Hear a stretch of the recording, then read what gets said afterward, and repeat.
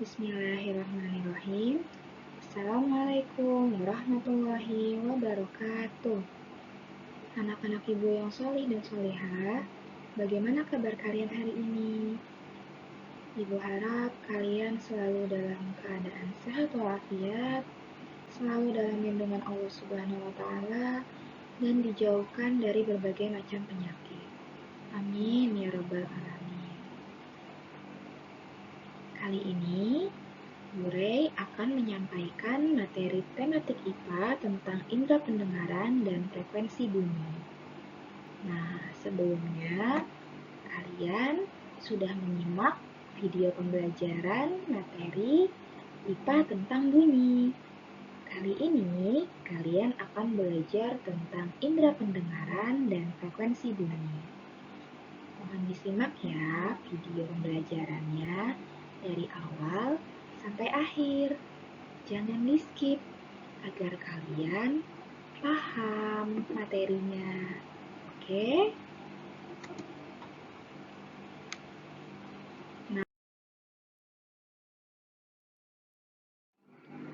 Nah, sebelum kita masuk ke materi indera pendengaran dan frekuensi bunyi, kita membaca doa terlebih dahulu ya, agar ilmu yang didapat berkah dan bermanfaat. Membaca doa dimulai. Allahumma ftah alaina hikmataka wansyur alaina min khazain rahmatika ya arhamar rahimin. Rabbi zidni ilma warzuqni fahma. Allahumma la sahla illa ma ja'altahu sahla wa anta taj'alul hazna idza syi'ta sahla.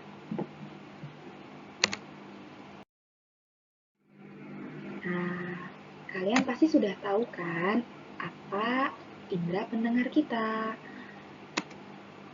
Ya, indera pendengar kita ialah telinga.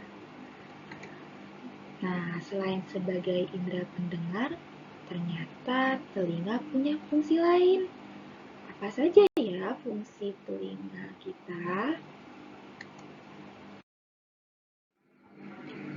Nah, fungsi telinga kita selain sebagai indera pendengar, ternyata telinga juga berfungsi sebagai alat keseimbangan tubuh. Maksudnya, telinga mempunyai peran membantu kegiatan kita yang berkaitan dengan keseimbangan tubuh. Contohnya seperti berjalan, kemudian mengendarai sepeda, dan lainnya. Ayo, kalian bisa nggak menyebutkan kegiatan apa saja yang melibatkan keseimbangan tubuh? Coba dicari tahu ya kegiatan apa saja yang melibatkan keseimbangan tubuh.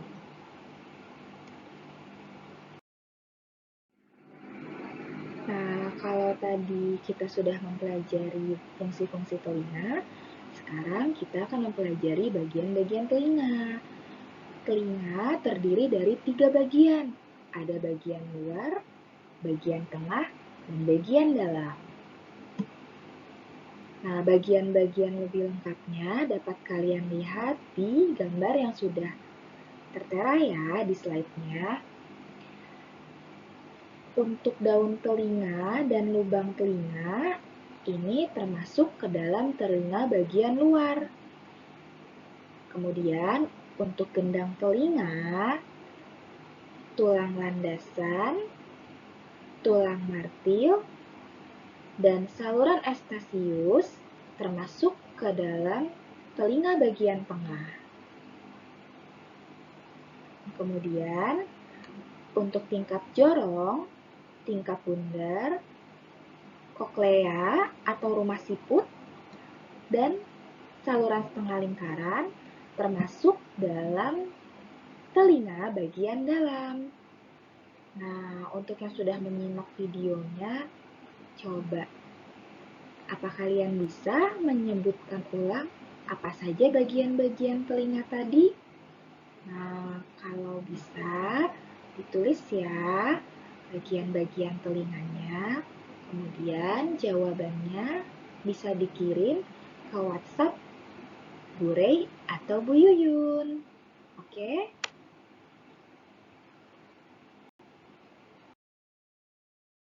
Nah, ternyata bagian-bagian telinga memiliki fungsi masing-masing loh.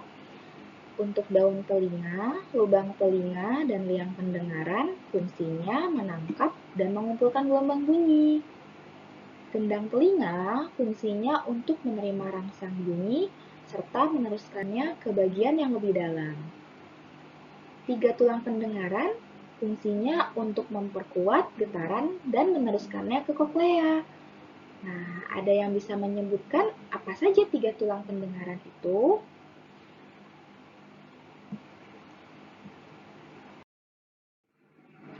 Tingkap jorong, tingkap bundar, 3 saluran setengah lingkaran dan koklea, fungsinya mengubah impuls dan meneruskannya ke otak. Kemudian, koklea atau rumah siput ini punya fungsi khusus juga untuk menjaga keseimbangan tubuh. Nah, di slide yang sebelumnya, tadi telinga itu kan juga berfungsi sebagai alat keseimbangan tubuh. Ternyata bagian telinga yang berfungsi menjaga keseimbangan tubuh itu adalah koklea atau rumah siput. Nah, untuk saluran Eustachius, fungsinya itu adalah menghubungkan rongga mulut dengan telinga bagian luar. Tadi kita sudah belajar apa saja fungsi-fungsi telinga, kemudian bagian-bagian telinga, dan fungsi dari bagian telinga. Nah, sekarang kita akan mempelajari bagaimana ya proses mendengar bunyi, bagaimana ya bunyi bisa terdengar sampai ke telinga kita. Oke, disimak ya. Nah, jadi proses kita bisa mendengar bunyi pertama diawali dengan adanya suara. Nah, suara ini masuk melalui udara, masuk ke telinga. Kemudian, suara yang masuk ke telinga tadi ditangkap oleh gendang telinga, sehingga gendang telinga bergetar. Nah, getaran ini akan diteruskan oleh tulang-tulang pendengaran menuju ke telinga bagian dalam atau ujung saraf. Nah, setelah itu disampaikan ke bagian otak sehingga suara terdengar di telinga kita. Nah, buat yang sudah menyimak, kalian bisa menjelaskan lagi bagaimana proses mendengar bunyi. Nah, jawabannya ditulis di buku tematik, dikirim ke Bu Rey atau Bu Yuyun ya melalui WhatsApp. Nah, ternyata telinga ini bisa juga terkena penyakit atau bisa dikenal dengan kelainan pada telinga. Apa saja ya kelainan pada telinga? Nah, yang pertama ada tuli. Tuli itu adalah ketidakmampuan telinga untuk mendengarkan bunyi. Nah, tuli ini disebabkan kerusakan pada gendang telinga dan saraf pendengaran. Ada juga conge. Nah, kelainan conge ini yaitu infeksi bakteri pada telinga bagian tengah. Ya, jadi conge ini merupakan infeksi bakteri yang terjadi pada telinga bagian tengah. Nah, agar kalian tidak terkena penyakit atau kelainan pada telinga, maka kalian harus merawat kebersihan telinga. Nah, bagaimana cara merawatnya? Nah, cara merawat telinga itu dengan membersihkannya secara teratur dengan benda lunak seperti kapas pembersih. harus dibersihkan dengan benda-benda yang lunak? Karena kalau dibersihkan dengan benda-benda yang keras, khawatir akan merusak gendang telinga kita, bahkan merobek gendang telinga kita, ya. Jadi, tidak boleh membersihkan telinga menggunakan benda yang keras. Harus dengan benda yang lunak seperti kapas pembersih. Oke? Nah, kalian bisa menjelaskan mengapa ya membersihkan telinga harus menggunakan benda yang lunak? Jawabannya dikirim via WhatsApp ke Bu Rei atau Bu Yuyun ya, anak-anakku. Nah, sekarang kita masuk ke materi frekuensi bunyi ya. Nah, ternyata tidak semua bunyi bisa didengar oleh manusia. Jadi, manusia itu hanya bisa mendengar bunyi yang frekuensinya 20 sampai 20 ribu Hz. Nah, frekuensi bunyi ini dinamakan dengan audiosonik. Ada berapa macam frekuensi bunyi sih, Bu? Nah, kita lihat ya di slide selanjutnya macam-macam frekuensi bunyi.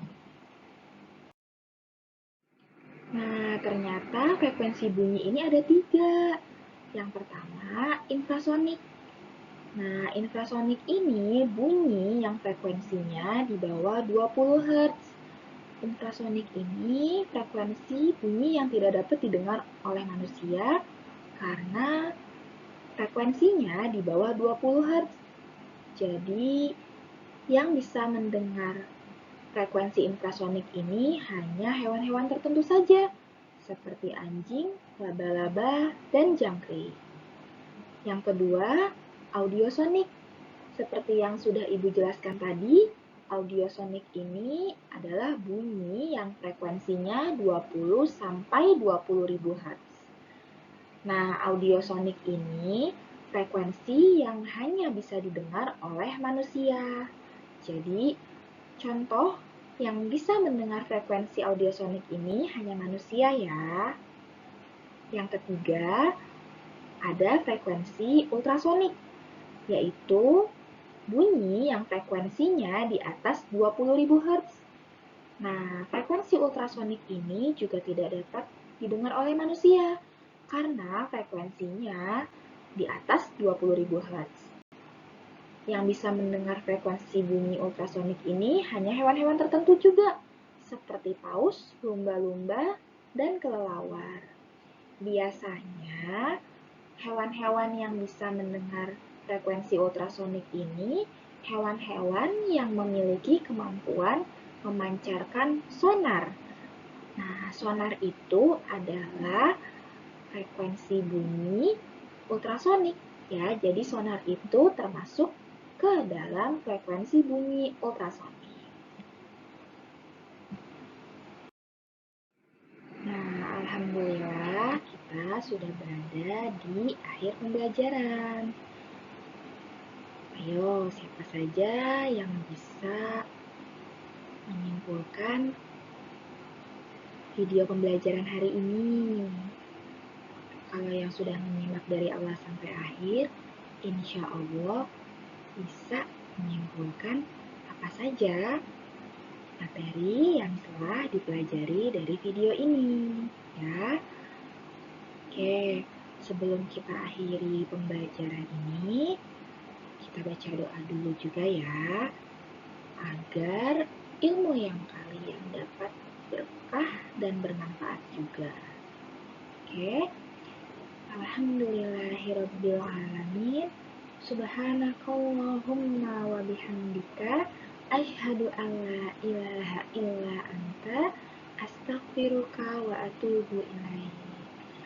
Terima kasih anak-anakku. Sampai bertemu lagi di pembelajaran selanjutnya ya. Tetap semangat belajarnya. Assalamualaikum warahmatullahi wabarakatuh.